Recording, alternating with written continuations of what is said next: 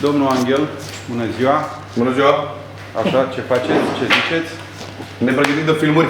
Hai, la Porc. Batem balta. Batem balta. La Porc TV. La Porc TV, da.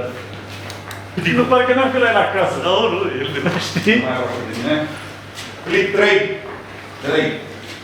3. Da, dar ai făcut așa. E 6. Da. Clip 5. Ia care rămână. Mici. Păi, stai că vreau să... Acum poți să te duci să ții ele. Ideea este așa, că cum l-avem inițial. Nu dați banii pe prostii, luați ca să întoarcă la Clip 7. Iunie a venit vacanța, ăia nici trebuie să aibă energie și noi ăștia mari, așa că celor mari, celor mici, nu știu mai că trebuie să dăm o vacanță. Urmează clip. Urmează stația Nicolae Găgărescu. Bine, Ionuț acum.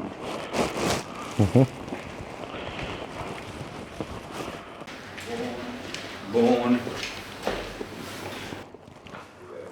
Atenție. Și. Ce ușor merg astea. Super idee ce mi-a venit la Carmangeria OZANA. Te așteptăm cu... Și stai acolo în poziția, Da. nu mai veni în față, da? Te așteptăm cu premii. Stai că mi-am amestecat. Ce ușor merg astea. Super idee ce mi-a venit. Super idee ce mi-a venit. Nu mai de asta. Mergem? Merge?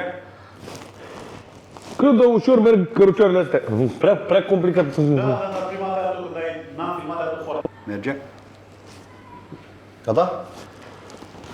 Ce bine merg astea! Super idee ce mi-a venit la Carmangeria OZANA. Dragilor, vă așteptăm cu... să-mi... Bă, ce blocaj am... Salutare, dragilor! Așa cum v-am obișnuit, la Carmangeria OZANA avem super calitate, produse românești, avem... ce avem? Hai, mai de avem super calitate, prețuri românești, produse românești, prețuri corecte la produse, gata. Hai. Și tu le pui în timp ce vorbești. După care zici, acum toamna, mai ales acum toamna avem nevoie și îți tragi... Dacă fac așa? Liniște în platou. Stai că m-ai luat în scurt, vorbea Alex cu mine și zici liniște în platoule. Osho, Goethe, Grigorescu, Hagi. Cine vrei tu? Clip 13. Hai, n-ai porcul bagi la burtă, vorba lui Hagi. Serios. Serios, vorba lui Goethe, o zici pe aia. Stai că nu mă gândeam, făceam textul. Deci, am avut o singură generație de aur la fotbal. Clip 16. Gata. Liniște în platou.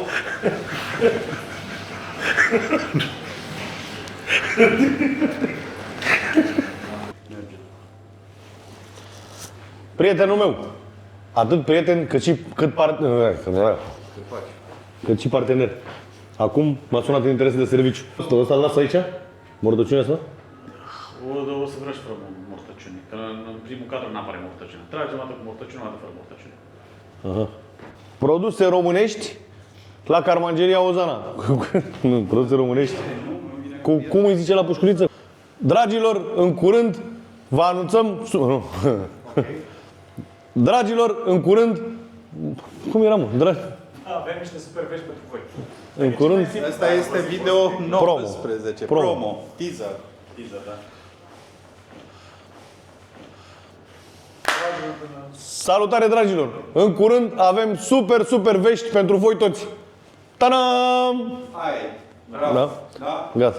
Deci asta merge, da? Da. O să meargă, da? La ta, da? Ia liniște un pic în spate. 15 secunde liniște, vă rog. Așa. Poți să te și chimui, poți să fii în rec deja. Așa. Hai să vedem. Și faci și o poză așa? Da. Da, facem.